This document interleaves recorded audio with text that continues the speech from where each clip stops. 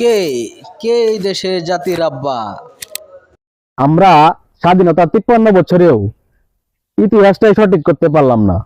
দুনিয়ার কোন দেশে কোন জাতিতে অন্তত নিজের ইতিহাস নিয়ে এত বিভ্রান্তি নেই, কোন দেশের ইতিহাস নিয়ে এত বিভ্রান্তি নেই। ক্ষমতা বদলের সাথে সাথে বদলে যায় আমাদের ইতিহাস। সঠিক ইতিহাস জানা যাবে একমাত্র শেখ মুজিবুর রহমান, জিয়াউর রহমান এবং এই যে মেজর ডালিম, কর্নেল নূর যারা আছে তাদেরকে যদি একসাথে বসানো যেত তাহলে হয়তো বা বাংলাদেশের ইতিহাসটা সঠিকভাবে পাওয়া যেত। আবার যারা বলছেন যে মেজর ডালিম এতদিন কোথায় ছিল, এতদিন বলে নাই কেন? 1990 সাল পর্যন্ত মেজর ডালিমরা বিভিন্ন সরকারের পৃষ্ঠপোষকতায় ছিল। মেজর ডালিম এখন যা বলছেন, যা আমরা গতকালকে যা শুনছি, এটা নতুন কিছু না। বিশিষ্ট সাংবাদিক নেভেল অ্যান্থনি মাসকারেন হাসের এক ইন্টারভিউতে সেম কথাগুলাই মেজর ডালিম বলছিল।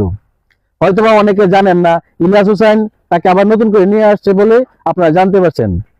সেই সাক্ষাৎকার পরবর্তী সময় গুরুত্বপূর্ণ এভিডেন্স হিসাবে বঙ্গবন্ধু হত্যার বিচারের সময় বিচারকরা গ্রহণ করে। সুতরাং সব সময় সব কথা বলার সুযোগও থাকে না, বলাও হয় না।